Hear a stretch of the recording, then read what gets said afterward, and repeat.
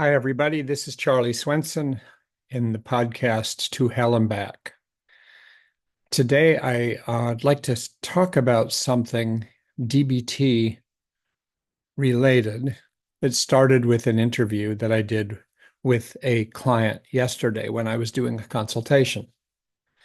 And it sort of led to a series of thoughts about doing psychotherapy in DBT. So, for those interested, here goes. Yesterday, I was meeting on Zoom with a woman who's deaf, uh, is a client of the Department of Mental Health. And it was interesting and complicated to interview her because there were four interpreters involved, two American Sign Language interpreters and two what they called deaf interpreters. And it's among all of them that uh, communication can take place. So it's a really intensive experience. And for me, if I asked one question, which I would do, I was asking one question at a time um, of this woman. Uh, to filter the question through the interpreters was lengthy, complicated, and slow. So I would say some question, and then I would see interpreters signing to her, and then another interpreter that I couldn't see that was helping her make sense of it, and then signing back to the other signers who then would interpret out loud what she had said. So I might ask something and get an answer in 20 or 30 seconds. Sometimes not because of her emotional dysregulation, her level of distractibility, her level of impulsivity. She was constantly moving around. She was interrupting the conversation by making coffee, by having her dog come in, by turning off the air conditioner, turning on the air conditioner, really just in constant motion, emotionally in constant motion, physically. And so the communication uh, process, which usually we don't even think about, came into complete view for me. It's like, oh, wow, we're communicating and we're sort of doing it slowly and we're sort of taking it apart one level at a time, one idea at a time. And she's felt like she was way on the other side of a field of communicators. And sometimes I could see her, and sometimes she wasn't on the screen. And it got me, and then I was trying to um, get in sync with her, connect with her, even though the usual way of doing that was really complicated by these communications. Um, and I felt like I was searching, as if she was a being out in the darkness, and I was trying to just find a connection between her and me. And it wasn't happening. And I was getting more restless myself.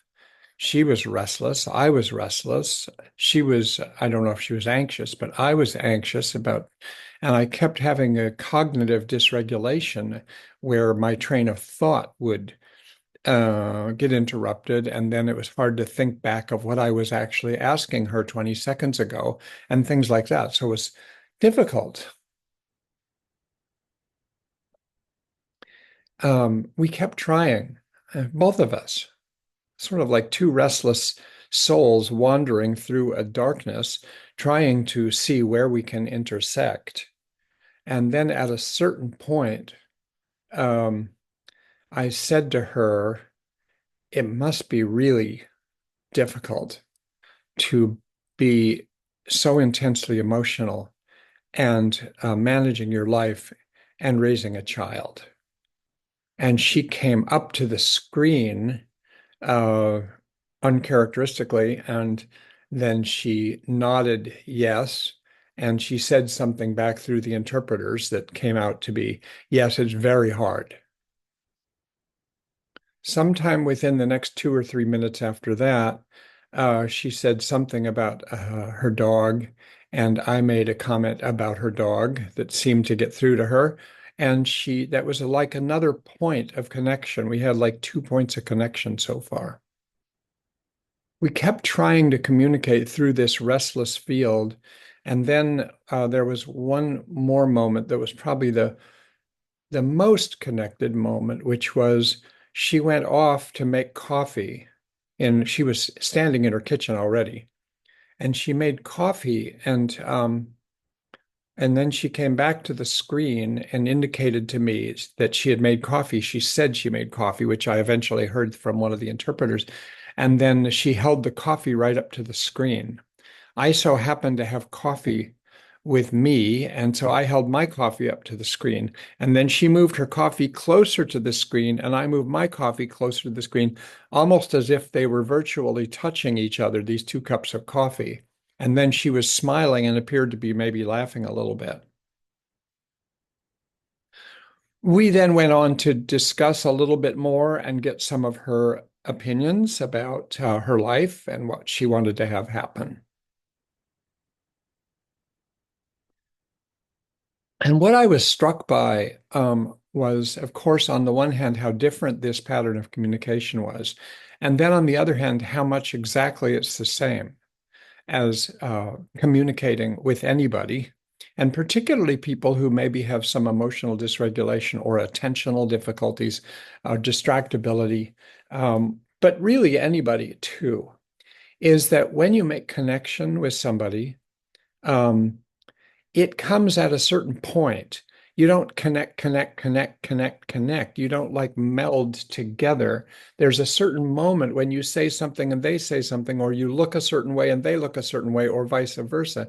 And there's a kind of a thing that happens that's sort of like happens between a caretaker and a child, baby even, when you have your face facing their face in what's called the en face position, where you're up close to each other, you're aligned with each other, and you are making visual contact, and that's a very happy moment. Doesn't have to be happy, but it's a rich moment between a caretaker or a parent and a child. And so when we do that in psychotherapy, it's what Marshall Linehan called uh, finding the nugget of gold in a pile of sand. And there's other metaphors that are similar. But the idea is that you sift, you sift, you sift, and then you locate a nugget of gold. And in this case, the nugget of gold is that moment of understanding, or that moment of the en face position, or that moment of resonating with each other in such a way that you feel like, ah, we made contact. It's like we're in outer space and all of a sudden contact was made. And because of that contact, other contacts become possible. Um, and it becomes possible to hang in there and hold together and continue to sift through the sand. And maybe you could envision that a psychotherapy session is like continuing to sift through sand, and then you find one nugget of gold and maybe another nugget of gold. Or maybe you go through a very frustrating session and there's no nugget of gold at all, and you're just going to have to wait till the next session.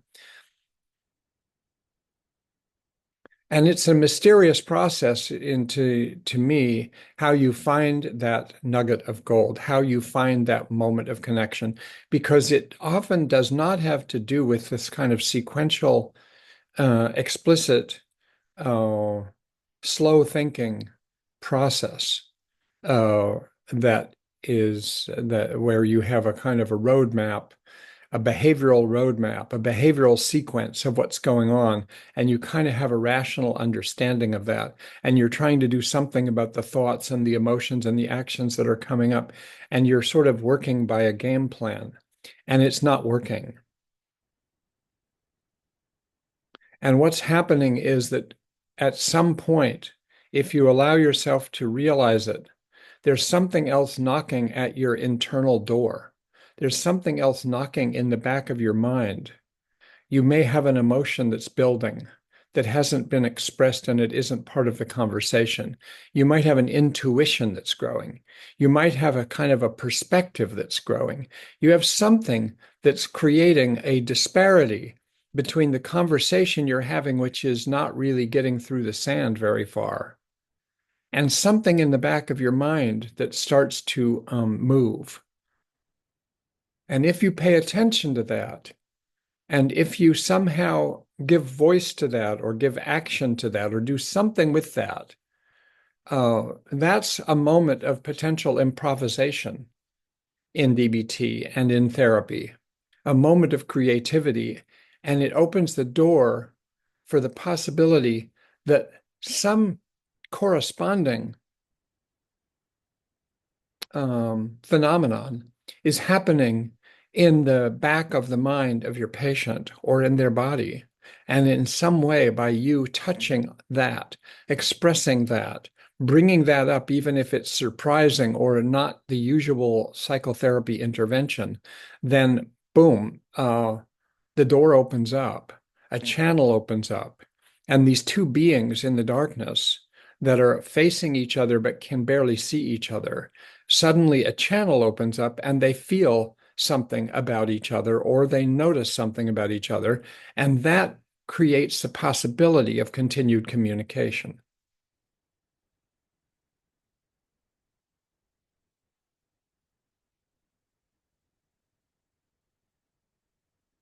Let me add a little perspective to this from a different angle. Years ago, I went to what was probably something like a 45th reunion of my elementary school class back in Albany, Oregon. And it was amazing that we could pull this off. I moved away from Albany when I was 12, and most of these people I had never seen again. And now, what was I? I was in my 60s. And I have a cousin who helped organize it because he still lived in the town where we grew up, and he knew a lot of people. And he contacted them and said, "Hey, Chuck," which is me as a child, "Chuck is coming to town, and we wonder if we can do a reunion of some kind." And so we had 25 or 30 people, which is amazing given elementary school. Um, that many people still lived in the area or were close. And we went to a pizza place. So I showed up at the pizza place with some level of anxiety, wondering, what are these people going to look like? Will I recognize anybody? Will I know who anybody is? Will I have any memories of these people? And I walk in the sidewalk going into the pizza place, and a woman comes out. I want to say a girl because when I knew her, she would have been a girl, but she comes out and she stands there on the sidewalk, blocking my way, and says, "So you're Chuck, right?" I said, "Yes, yes, I am." And she said, "And do you know who I am?" And I was very embarrassed and said, "Oh God, I cannot quite think of who you are. I can't remember exactly who you are." And in fact, I did have a little bit of a feeling of this is a familiar person, but not familiar enough. I really couldn't even connect who she might be. Um, she said, "Oh, you don't remember me." I said, "Not yet, not exactly." And then she said, "Well, let me give you a hint. In third grade, when the boys started to give girls ID bracelets of their own as a way of kind of like connecting with a girl, you were the first boy to do that, and you gave it to me." I thought, oh my God. I said, I still couldn't remember. I couldn't remember who she was. I thought, oh no, I hate this test. And she says, "You still don't know who I am." I said, and she appeared uh, an adult version of a hurt 8-year-old. And as if I didn't know who she was, and I should have known who she was. And she said, "Well, so let me add one more thing. After a while, you asked for the ID bracelet back." I thought, "Oh no, I'm so sorry." I'm saying I'm sorry for something that happened 45 years ago or something like that, maybe 50 years ago. And she's and standing next to us by that point is my cousin Lee, who I grew up with and was in the same grade and knew all the same people. And Lee's standing there, and Lee says, "Yeah, and do you remember that then I gave you my ID bracelet?" And she said, "Yes, I do know that, Lee." And I thought, "Oh, thanks a lot, Lee." Like really making things worse for me. At a certain point, she told me her first name. It was Kathy. That was somewhat helpful, though there were three Kathys in my elementary school class. I remember that.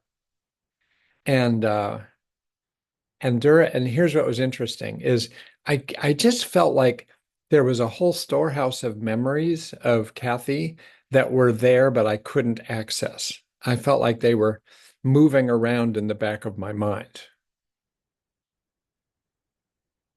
Then we went into the pizza place. We started having pizza and beer, and started connecting with other people.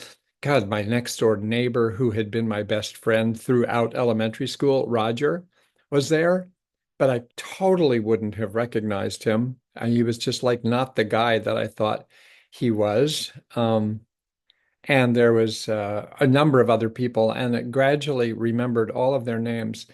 By the end of the evening, like 2 hours later or so, maybe 3 hours, I remembered all of them. It was as if we were back in third grade.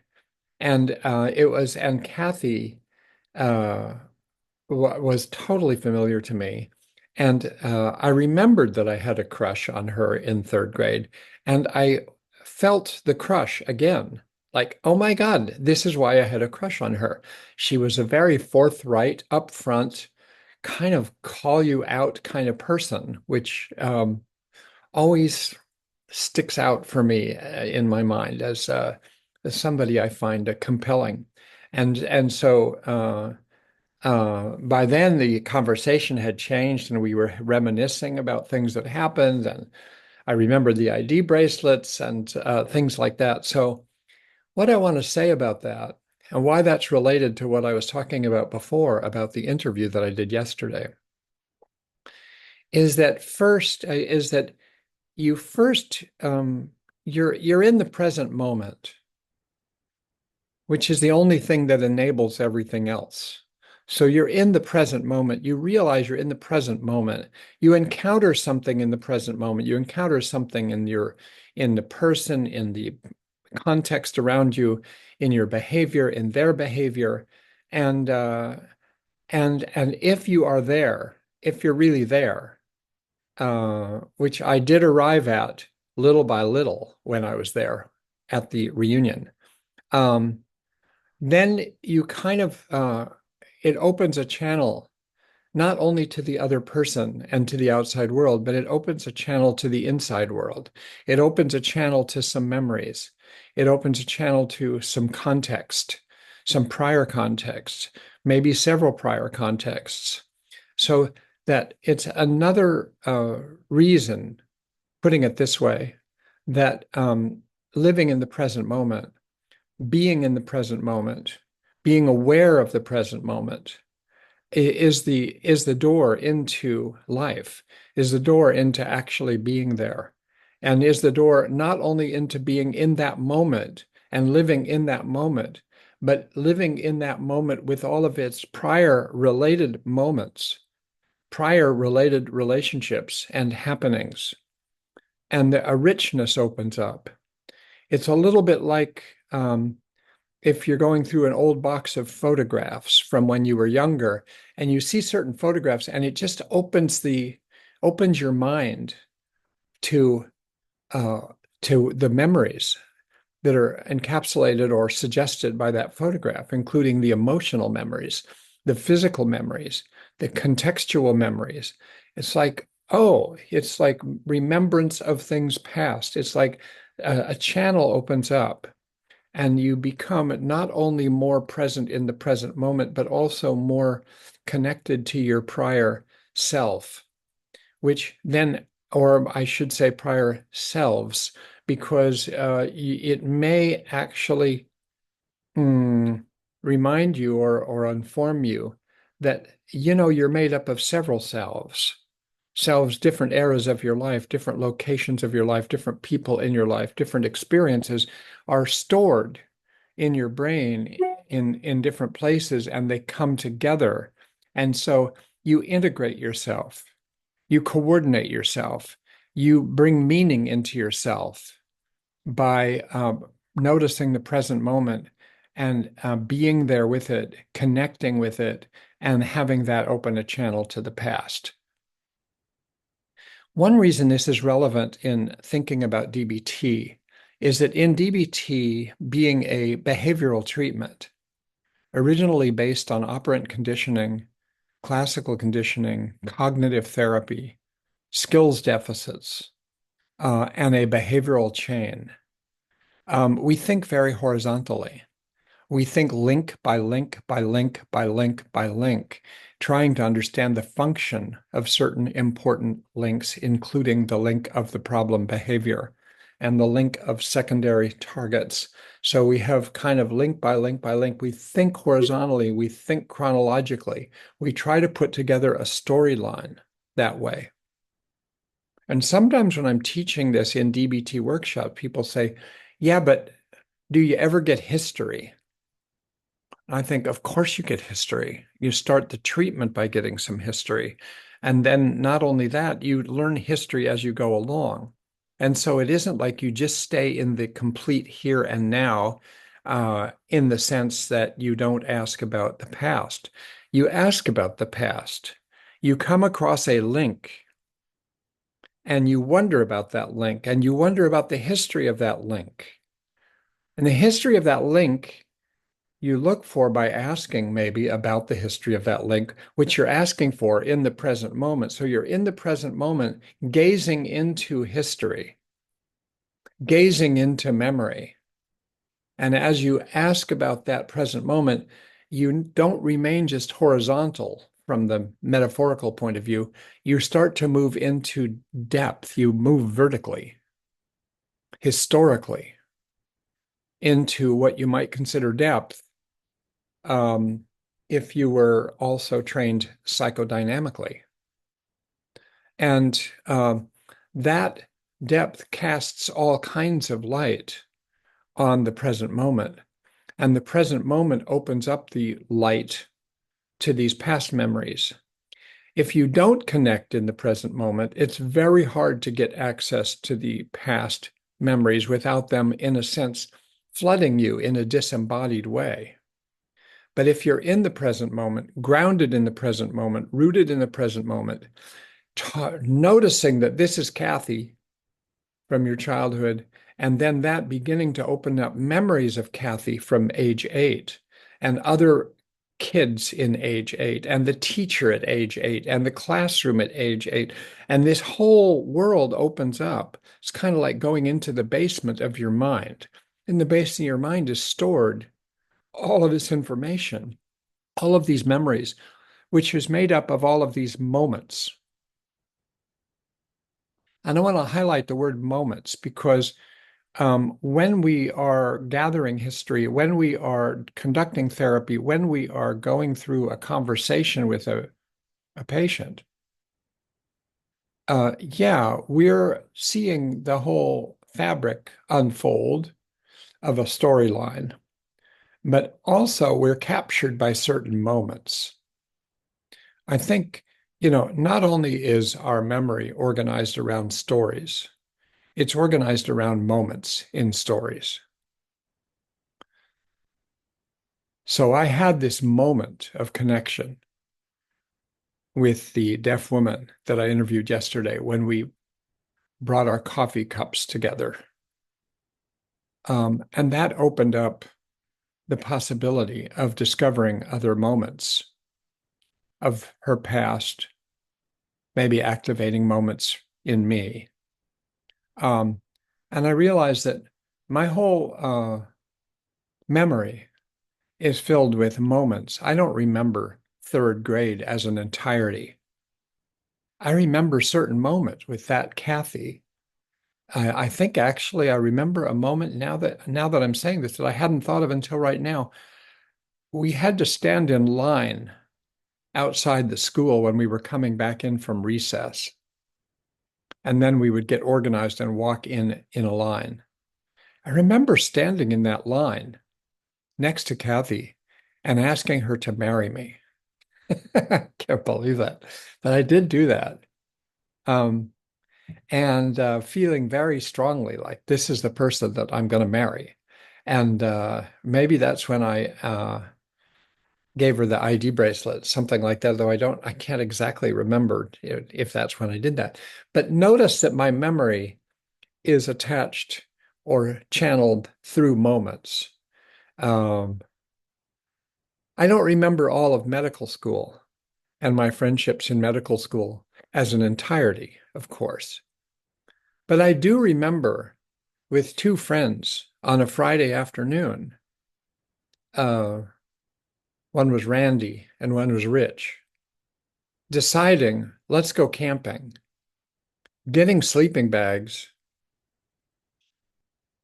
unfortunately, not a good waterproof tent, given what happened later, and heading into the wilderness in, I don't know where it was, New Hampshire, I think, and then setting up camp, um, doing some drinking, smoking marijuana in the tent, and then it's starting to rain and pouring rain and pouring and pouring rain.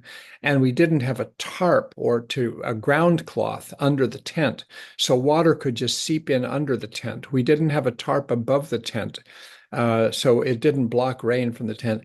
We sat in the tent getting totally wet and totally stoned and having an unbelievably fun time, like a real contrast to what we were usually doing during medical school. And that moment stands out. And through that moment, I remember Randy and wonder where he is. And I remember Rich. And I know where Rich is because I recently had contact with him. He's actually the chairman of a department of psychiatry in a different state. And what was medical school like for us? It opens that, it's like the light opens up in that basement room where medical school was. But it opened up through remembering that moment because it was a standout moment. And I think when we do psychotherapy, we're trying to cultivate the possibility of moments happening that are significant. And when a significant moment happens, it's because we are not just doing our explicit rational link by link sequential analysis of behavior. We're using that as a structure, but we're much more deeply connecting with our own emotions, our own instincts, the patient's emotions, the patient's instincts, the patient's memories, maybe our memories, maybe a memory of previous sessions. And when it comes together, which is kind of hard to do on purpose, it kind of happens if you lay the groundwork for it. And then a moment happens where you connect to each other. There's an intersection. And that intersection is so psychotherapy is made up of these moments. And to me, they aren't unrelated to what Marshall Linehan called the nuggets of gold in a pile of sand and looking for them and realizing that you might, with some people, go through many sessions of sand before you hit a golden moment. And then when you hit that golden nugget, that golden moment, um, new possibilities are there. I think back on the psychotherapies that I've done with in DBT, probably would be true before DBT in my previous incarnation as a psychodynamic therapist. But I can remember where certain patients that were very difficult to treat where we maneuvered around and maneuvered around and maneuvered around the way I did in that interview with the deaf woman and her interpreters. And at a certain point, there was an intersection. And like I say, you can't script the intersection, but you can sort of cultivate the possibility of it. So just a different perspective on doing psychotherapy that for me more integrates um, a sort of a depth psychological model, such as a psychodynamic model, but not unrelated, let's say, to a schema-focused model, not unrelated to mentalization-based treatment. But it's sifting, sifting, sifting, and realizing that these connections in the present moment um, are an avenue to learn something about the past, which then sheds further light on the present moment and changes everything. Um, Final comment about that.